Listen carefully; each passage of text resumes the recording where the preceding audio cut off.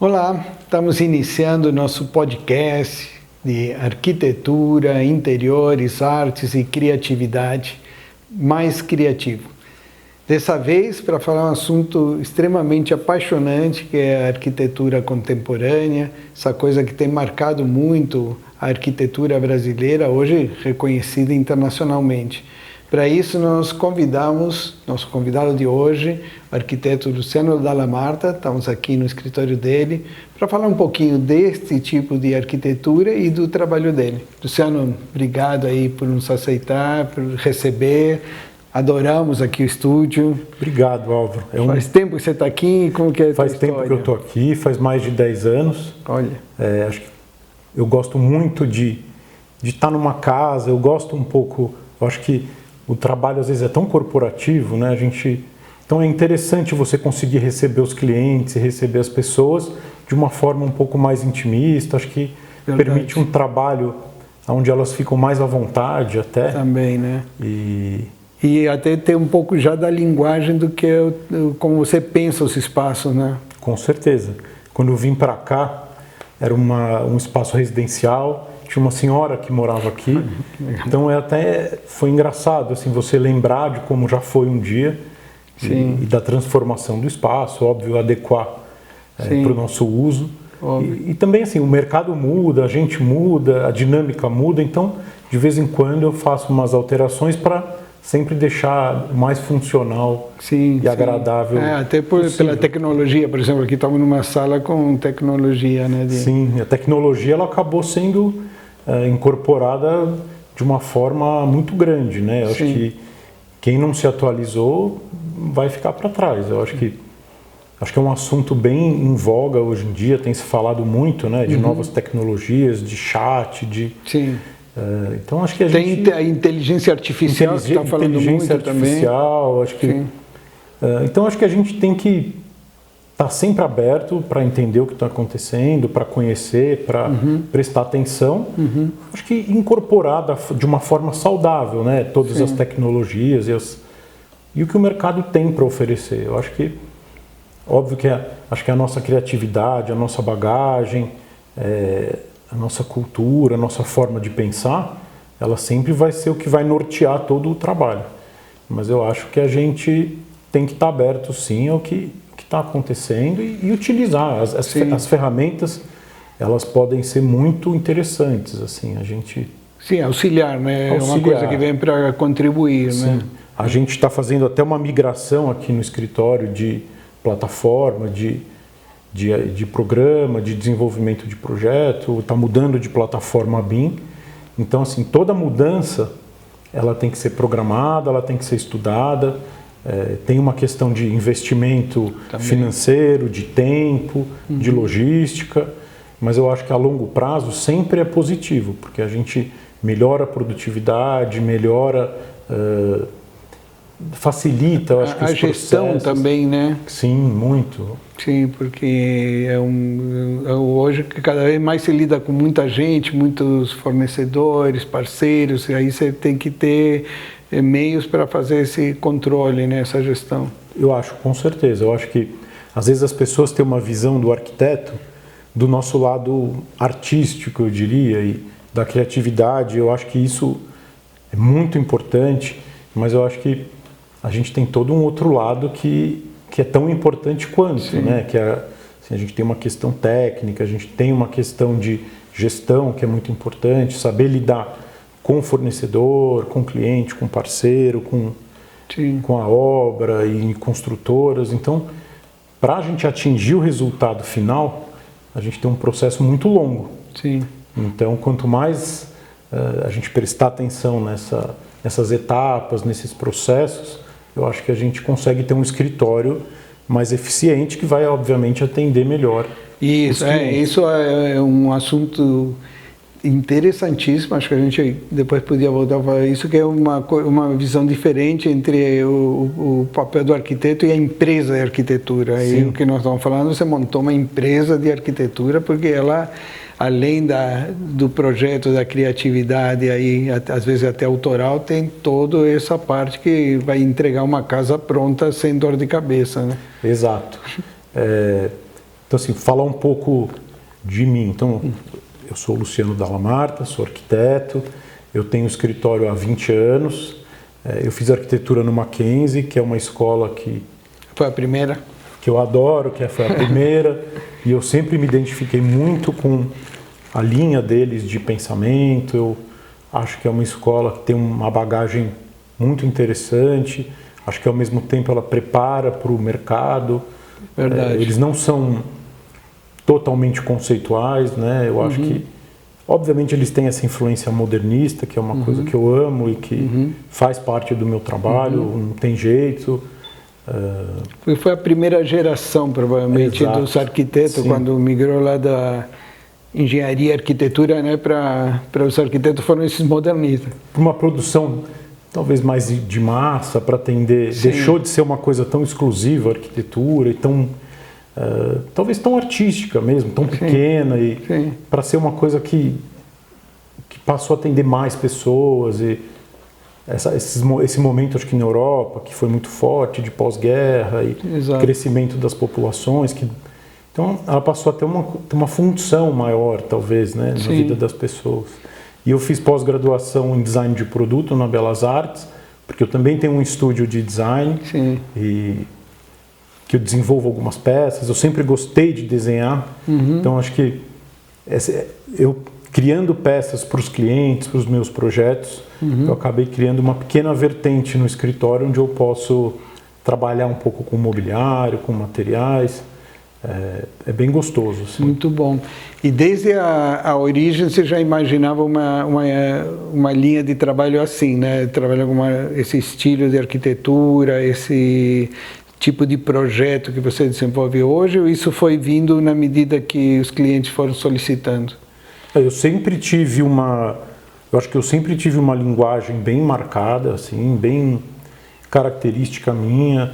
Até como a gente falou agora há pouco, né? Eu sempre gostei muito do trabalho dos modernistas e eu sei que são projetos que às vezes têm problemas e existe uma vertente de pessoas que é muito crítica ao modernismo, mas eu acho que ele tem uma leitura muito interessante, assim, a questão, acho que eu gosto dos espaços ortogonais, eu gosto, sim, de muita luz natural. Isso. Então eu acho que não dá para ter uma receita do, sim, que você vai fazer. Sim. E óbvio que de quando o escritório começou até hoje, nós vamos evoluindo e mudando e também acho que aprendendo, né? Porque a vida é um grande aprendizado. Exato. E estudando, entendendo as situações e o trabalho vai evoluindo. Eu gosto de pensar que hoje nós somos melhores do que quando nós começamos. Né? O Mário Sérgio Cortella, ele fala que a gente se atualiza, né? Que nem o software, a gente vai tendo atualização nossa a cada dia. Hoje eu sou atual em relação ao de ontem, né? E eu percebo isso no teu trabalho, é muito marcante. Imagino que os teus clientes hoje já entendam dessa arquitetura moderna, como você falou, dessa relação entre o interior e o exterior e da luz natural, é muito marcante. Aqui no teu escritório você entra, você já percebe, mesmo quando são obras de apartamentos, que é difícil, eu reparo que você puxa muito isso para que seja uma coisa marcante na arquitetura. Nestas obras que nós estamos vendo, né, fica aquela coisa aonde é o limite entre o interior e o exterior, que é um vidro e essa luz que invade, esse jardim que faz parte, né? É meio que um princípio teu, então? Sim, eu acho que, nossa, é um grande privilégio a gente morar no país que a gente mora. Verdade. Então a gente tem uma natureza exuberante, a gente tem essa coisa de um clima convidativo, agradável. Então, eu acho que a gente tem que explorar, né? Eu acho que a gente, mesmo uma cidade às vezes um pouco maltratada, como é São Paulo, mas aqui é muito, assim, você vê, qualquer árvore nasce, as coisas, a gente tem essas copas de árvore lindas pela cidade, e quando você consegue, acho que começar um projeto do zero, ou em São Paulo, num condomínio fora de São Paulo, então Então, assim, nossa, se você não aproveitar essa questão, eu acho que você está perdendo um grande partido arquitetônico, né? E muitas vezes, quando as pessoas, às vezes, conseguem sair de um apartamento para ir para uma casa, ou construir uma casa, uma das premissas básicas é sempre, nossa, que coisa bacana você poder trazer o exterior para dentro da casa, você poder usar a luz natural. Eu acho que, obviamente, a gente tem que ter um conhecimento técnico, porque aqui também é muito quente no verão, então você tem que saber fazer a implantação das casas, você tem que entender a insolação, você tem que usar elementos como brises, como charabis, para filtrar a luz, às vezes conforme para onde você está virando, conforme o terreno. A incidência solar, vento, enfim, tanta coisa técnica. Tem muitos fatores. Mas, como você falou, né, existe uma coisa a favor, já que é um clima propício para isso, né? Quer dizer, você tem que tirar proveito disso em vez de negar isso. Às vezes, né, eu vejo assim o uso que você tem de pés direitos aí apropriados, né? Quer dizer, já tem um clima adequado, né? Se você trabalhar um pé direito bom, é possível que você utilize menos outros recursos, né? Não, com certeza. Eu acho que você fazendo a implantação corretamente, estudando a insolação, estudando a ventilação, isso você consegue ter essa casa que é uma delícia, que você deixa aberta durante o dia e você não precisa ter ar-condicionado o tempo todo funcionando, você não precisa ficar de luz acesa. Eu acho que se a gente pegar os europeus, por exemplo, que tem esse inverno mais prolongado, um pouco mais severo do que a gente, eles dão um valor imenso. Assim. Você vê eles... eu já estudei 1000 projetos em Londres, por exemplo, que é uma cidade escura, que tem um clima úmido, mas assim, tudo que eles podem fazer, uma clarabóia, uma cobertura de vidro aqui, uma coisa ali, para justamente aproveitar, ter esse aproveitamento máximo, eles fazem. Então é interessante, os países escandinavos, que você tem aqueles invernos tão longos, você tem aquelas casas todas de vidro, aí sim, sem brise, sem proteção, porque justamente eles precisam aproveitar. Então eu acho que é muito interessante a gente conhecer o que tem por aí, o que está acontecendo, e a gente aplicar da melhor maneira. Assim. Hoje, teu cliente, você acha que ele já vem entendendo isso ou você ainda tem que educar, explicar? Eu acho que as pessoas hoje em dia eles já vêm sabendo um pouco disso. A gente tem um perfil de cliente que já não está assim, na primeira casa. Então, às vezes, nós estamos, sei lá, na terceira casa de um mesmo cliente, então ele já passou pelos primeiros processos, já teve um aprendizado. Assim. Isso ajuda muito na nossa conversa, principalmente inicial, para direcionar o trabalho. Mas a gente sempre educa, né? Eu acho que... É do arquiteto também isso, né? Eu acredito muito, eu acho que isso é muito forte aqui, nesse relacionamento que a gente tem que ter com as pessoas e com o cliente. Eu acho que é uma parceria longa. Eu tenho um cliente até que fala que é muito importante você gostar do seu arquiteto, porque você vai ficar casado com ele por anos. É verdade. Parece uma brincadeira, mas eu consegui até com esse comentário, com essa brincadeira, enxergar o lado do cliente. Então é um trabalho longo, né? Você fazer uma casa, fazer um apartamento, é um processo longo. Ele começa sempre tem uma primeira conversa, onde você consegue entender, acho que as expectativas da pessoa, né?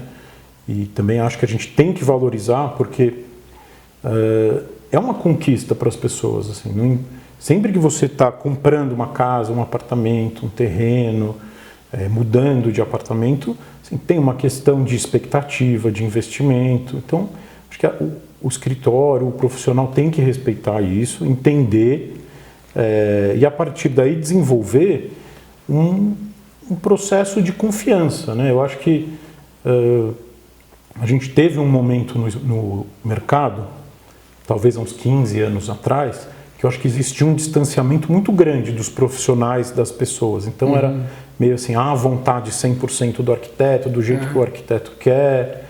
E eu acho que, nossa, positivamente isso tem mudado, né? Então eu sinto que a gente, profissional, escritório, tem uma relação mais próxima com as pessoas hoje em dia.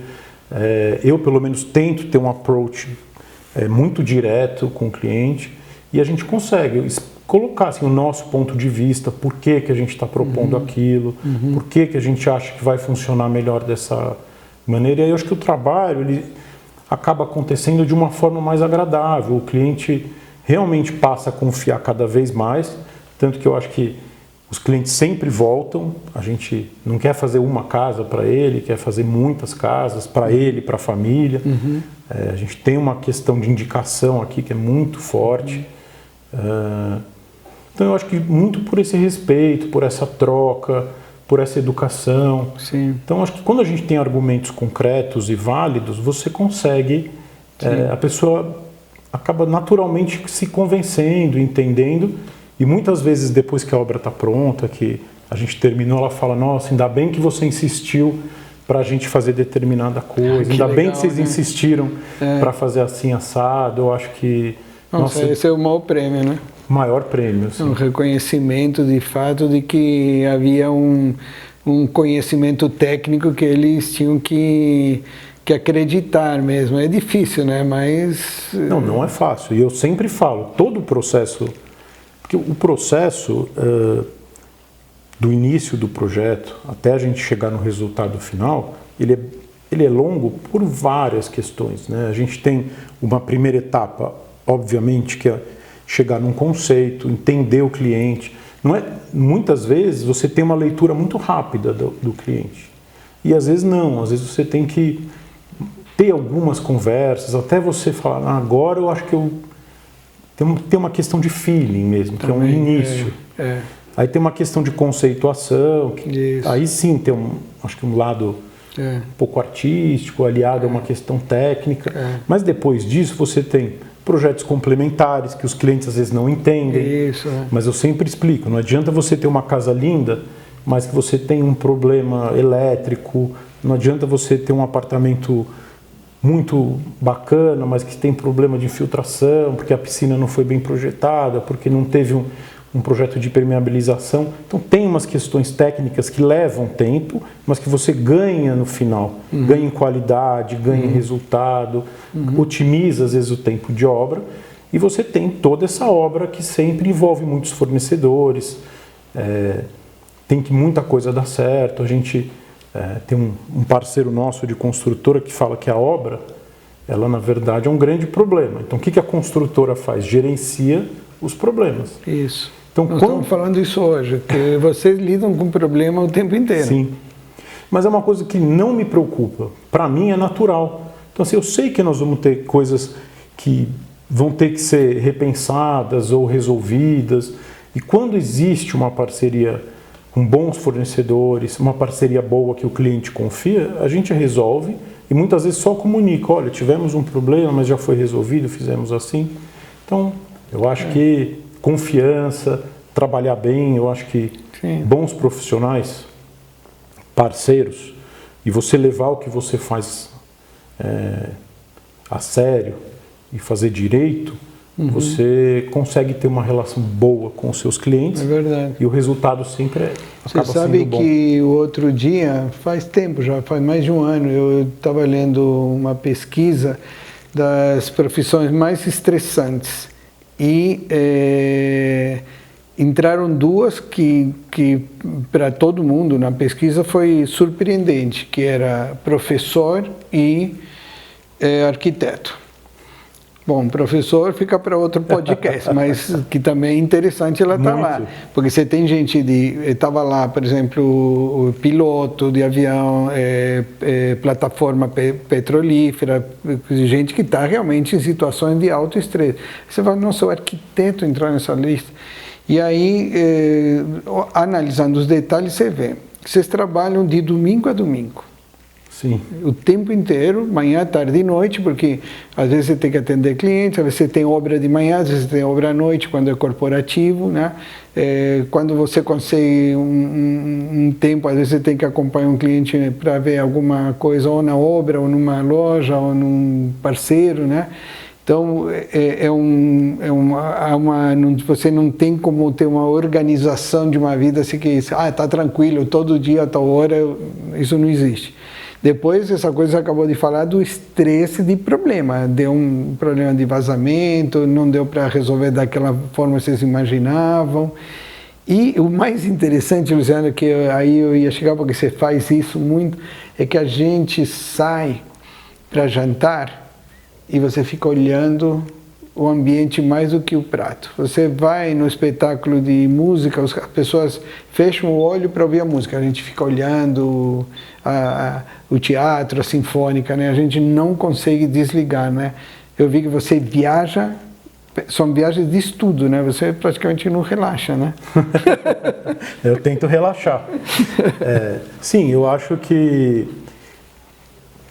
Eu não sei se é assim para todos os arquitetos, mas é muito difícil a gente separar a minha pessoa física e a minha pessoa jurídica, né? Porque eu acho que o arquiteto, ele é arquiteto sempre. Então a gente não consegue deixar o arquiteto de lado e falar, não, agora eu vou ser só turista, eu vou só viajar. A gente é muito envolvido no trabalho, né? E eu sou apaixonado pelo que eu faço. Acho que eu não me imagino fazendo outra coisa se não fosse ser arquiteto. Olha, então é realmente o que você falou, assim, mesmo com problema, com esses horários de trabalho um pouco estranhos, e eu acho que eu sou muito feliz com o que eu faço. Então eu realmente gosto de pesquisar, eu gosto de ir à exposição, eu gosto de ver arquitetura, como eu gosto muito de história também, então quando você junta arquitetura e história, então certeza. Edifícios que foram importantes por alguma razão, num período histórico, ou porque marcaram, ou porque foi uma casa pioneira, ou porque foi um prédio que foi muito moderno, muito... Então, assim, isso para mim é um grande prazer. E então, como você vê isso hoje aí com a sociedade? Você acha que a nossa, por exemplo, em São Paulo, a sociedade percebe isso, valoriza esse... Eu acho que não sempre. Eu acho que a gente tem uma... Eu acho que São Paulo, apesar de ser uma cidade imensa, super cosmopolita, com uma vida cultural bem efervescente, mas eu acho que as pessoas ainda são fechadas assim, para novidade, para coisas diferentes. Um pouco antes da gente começar a gravar aqui, eu estava até te contando, eu tenho uma cliente que, às vezes, quando eu vou postar uma foto de uma viagem, alguma coisa, ela até brinca, ela fala, ela vai e ele vê alguma outra coisa cinza, uma coisa de concreto que já está velha,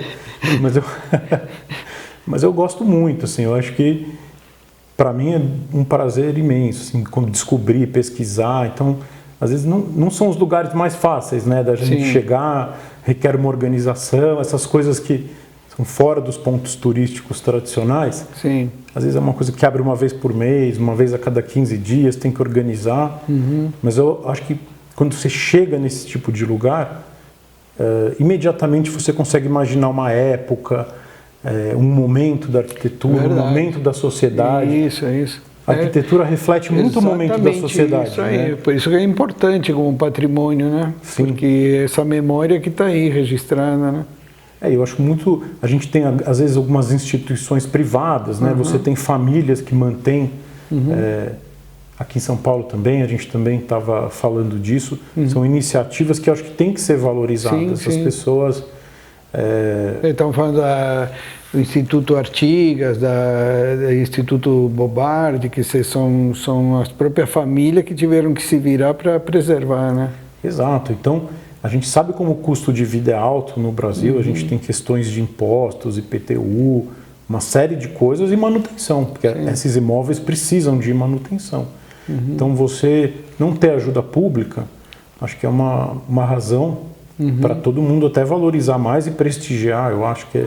Você sabe que outro dia você falou um negócio que eu me lembro, outro dia eu estava escrevendo um artigo do Flávio do Carvalho, da Vila Modernista aqui da Lorena, que sobraram poucas casinhas, e na época, e como ele achou que as pessoas não tinham ainda a cultura e informação para entender aquela casa, ele criou um manual de como usar a casa. Quer dizer, ensinava a família que a vida ia ser diferente, que a televisão ia chegar, enfim, ele era um visionário, né? Hoje, eu imagino, né, que teu cliente é um cara que tem já um valor de informação, de cultura, é um cara que já sabe escolher, né, para fazer escolhas desse tipo, né, poder ter ele entende que a vida ali é uma vida diferente, é uma coisa onde ele vai conviver com arte, a escolha dos materiais, é um cara que tem uma preparação cultural, né? Sim, eu acho que tem que ter, né? Quando a pessoa, acho que quando ela decide, por exemplo, construir uma casa, ela tem que ter uma bagagem, né? Acho que eu acho que a escolha do profissional acaba estando ligado com isso, né? Uhum. A gente todo mundo que observa o mercado sabe que tem bons projetos e tem projetos ruins. Uhum. O que me deixa triste às vezes, porque eu acho que falta um respeito dos profissionais com os clientes, e me deixa triste saber que a pessoa vai investir o mesmo valor fazendo uma coisa ruim e uma coisa boa. Exatamente. Não é que... Custa o mesmo. Custa o mesmo. Que é um pouco a história da especulação imobiliária em São Paulo, né? Que eu acho que às vezes fazer um bom projeto custa a mesma coisa que fazer um projeto ruim. É verdade. E a qualidade de vida das pessoas, de quem vai morar ou de quem vai usufruir o espaço, vai ser muito diferente, né? Óbvio. Então acho que a gente, quando apresenta um projeto, quando justifica determinadas escolhas, a gente sempre leva para o cliente o porquê que a gente está fazendo. E você faz sempre maquete? Eu faço, porque as pessoas não são da área, né? Então elas às vezes não conseguem entender só com uma planta. Sim, esse volume, essas proporções. Exato, né? A pessoa imediatamente consegue entender o seu partido arquitetônico, sim, ela consegue saber o que você está propondo. E eu acho muito bom, assim, o pessoal às vezes fala, não, sou maquete de arquiteto, mas é o ideal, porque é tudo branco, e aí você consegue ver a luz, a sombra, os movimentos dado pela volumetria, pela arquitetura, e não pelas cores e texturas, né? Porque depois, obviamente, a gente tem um projeto super detalhado, e aí você vai discutindo todos os detalhes com o cliente, né? E também eu acho que a gente tem que respeitar um pouco as expectativas e as necessidades. Então, eu acho que a gente começa com uma volumetria, com um conceito, mas obviamente a gente tem que respeitar um pouco as escolhas do cliente, entender... a gente fica mais feliz num ambiente mais claro, a gente gosta de madeiras mais escuras. Então, acho que nada é uma fórmula, né? Eu não gosto de fórmula, eu não gosto de modismo, acho que a arquitetura não tem que ter modismo, eu acho que tem que ser uma coisa bem resolvida. Então, a gente sempre tem um partido inicial e sempre tem uma evolução do trabalho até chegar num resultado que vai atender. Outra coisa que eu vi que você faz disso, que você está até me explicando agora, que eu achei muito interessante, porque esse racionalismo que o modernismo trouxe, alguns adotaram como uma coisa que é um módulo que repete para todo mundo igual. No teu caso, não. Inclusive, eu achei muito interessante, nesse caso desta casa, de você usar sistemas construtivos diferentes para manter o budget do cliente, mas não interferir na linguagem arquitetônica, né? Sim, eu acho que tem que ter um respeito com o cliente, eu acho que os investimentos são altos, a gente tem que ter essa consciência e eu acho que a gente tem que viabilizar, né? Eu acho que uma grande parceria, ela é baseada na confiança, como a gente acabou de falar. Então, acho que se você puder viabilizar a mesma coisa, misturando técnicas construtivas ou alterando pequenas coisas que às vezes têm um impacto financeiro muito grande, você consegue até direcionar um investimento para determinados elementos que esses sim vão fazer muita diferença no resultado final. Porque aí você usou vamos traduzir, né, para quem está apenas no podcast, quem está aqui nos acompanhando no YouTube vai ver a imagem, mas você tem um bloco que você fez com estrutura metálica e aí um outro anexo atrás, que que é uma outra construção, um sistema construtivo com concreto, isso, Isso, né? Mais tradicional, sim. Mas quando você vê os dois juntos, é uma linguagem única. Outra coisa que eu percebi também, que o impacto sobre o terreno foi praticamente zero, né? Sim, a gente respeitou bastante a topografia do terreno, que eu acho interessante. Eu acho que hoje em dia, quanto mais a natureza agradece, né? Um pouco de respeito. E você, às vezes, trabalhar a topografia original do terreno, para não ter que fazer tanta movimentação de terra, é um desafio para a gente. E você consegue resultados diferentes, em locais diferentes. Isso traz uma personalidade, né? Porque se fosse fácil, você pegava o mesmo projeto e só implantava em lugares diferentes. Isso. E aí era mais fácil para todo mundo, talvez, mas o resultado não seria bom, né? Então, esses desafios acabam sendo interessantes na hora de você pensar no projeto. Sim, você vê, são, por exemplo, esses dois que a gente está mostrando são no mesmo condomínio. Então, provavelmente, inúmeros fatores são similares, mas eles necessitam, pela posição no terreno, pelo loteamento, enfim, de um estudo especial para cada um deles. Não claro, entender quem está do lado, quem está na frente, quem está atrás, como a gente falou agora há pouco, essa questão de insolação, vento... tem muitos elementos, né? É uma grande equação para você chegar num resultado satisfatório. Por isso, né? Que esse copia e cola, assim, né? Realmente não é uma solução adequada na arquitetura. Exato, e cada família tem a sua forma de ser, tem a sua forma de usar. Acho que a gente tem que pensar muito na praticidade, na forma como o espaço vai ser utilizado. Não adianta só ser bonito e não ser funcional.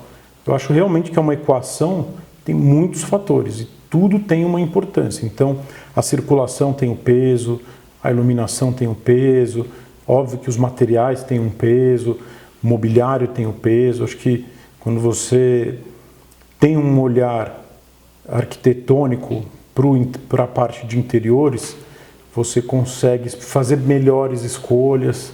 Então, assim, é um conjunto de coisas para você chegar num resultado. E você vê que foi interessante porque a gente falou bastante da parte de arquitetura mesmo, linguagem, mas começamos falando de empresa e agora, na medida que você ia falando, eu fui também percebendo que também, em função disso, é um bom investimento, porque você conseguiu resolver com soluções tuas, né? Usar tecnologias diferentes, formas de construir diferentes, esse respeito ao terreno e tal, mas você conseguiu atender um budget e cria uma coisa que, sei lá, poderia usar o termo atemporal, que é um bom investimento. Ou seja, na hora que porventura essa família for vender aquele imóvel, ele está exatamente com aquilo que foi investido, quer dizer, é um valor que você não tem que voltar a repor em cima para fazer uma nova obra, uma nova construção, né?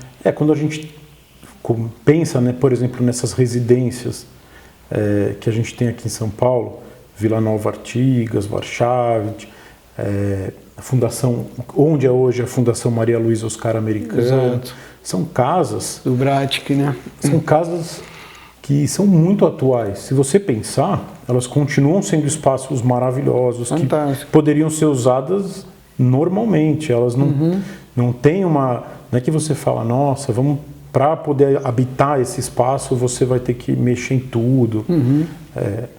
A gente tem questões, sei lá, a gente teria que atualizar talvez uma hidráulica, uma elétrica, mas que são coisas... de desgaste de tempo, manutenção. Não do projeto. Mas conceitualmente, elas são tão atuais quanto elas eram. Exato. Por isso que são até lugares muito interessantes para as pessoas visitarem né? Com esse olhar. Eu acho que boa arquitetura, bons projetos, sempre vai ser atemporal, sempre vai ser bom, interessante, sempre vamos ter bons resultados. Acho que seja em São Paulo, seja no Rio, seja fora do Brasil. que a questão cultural, acho que ela sempre está presente num projeto e ela tem que ser levada em conta, né? Acho que é assunto para um outro podcast. Seria ótimo. Mas assim, boa arquitetura sempre vai ser boa arquitetura. Você tem sedes de empresas que têm 50 anos, 70 anos. Você tem em Nova York aqueles pre-war buildings, que são aqueles apartamentos de antes da guerra, que são super valorizados e que as pessoas ficam na fila de espera para poder comprar, porque são bem distribuídos, o pé direito é alto, tem muita iluminação. Então, assim, bons projetos sempre vão ser bons projetos. Eu vi uma série agora, não sei se foi a Succession ou a Billions, uma dessa que trata luxo, que eles moram tudo lá, porque é o lugar que ainda esse cara que a gente está falando, que tem dinheiro, que ele não precisa mostrar que ele tem dinheiro, ele busca o que é bom, o que marcou a história, marcou a vida, e estão buscando esse tipo de arquitetura, né? Porque imagina um prédio de apartamento que foi construído em 1920, nós estamos em 2023, e aquilo continua sendo um espaço concorrido e valorizado. Olha como é bem resolvido. Como eu disse, eles tinham muitas dependências de serviço, que eu acho que hoje em dia não fazem mais sentido, mas que podem ser facilmente adequadas para outros usos, né? Então, bons projetos sempre vão ser bons projetos. Acho que isso é uma verdade por isso que absoluta, é um bom investimento também, investir numa boa arquitetura, não na construção civil apenas, mas na arquitetura, ter um bom projeto de arquitetura. Eu concordo e eu sou defensor disso, né? Luciano, super obrigado, foi ótimo, com certeza vamos fazer mais, agradeço e espero te ver em breve de novo. Eu que adorei o convite, acho um privilégio aqui ser convidado, vocês têm acompanhado os podcasts e os vídeos e estou feliz de estar junto com outros profissionais tão bacanas, com a sua curadoria que sempre é a mais interessante. Obrigado. Obrigado, gente, nos vemos no próximo. Adorei, obrigado.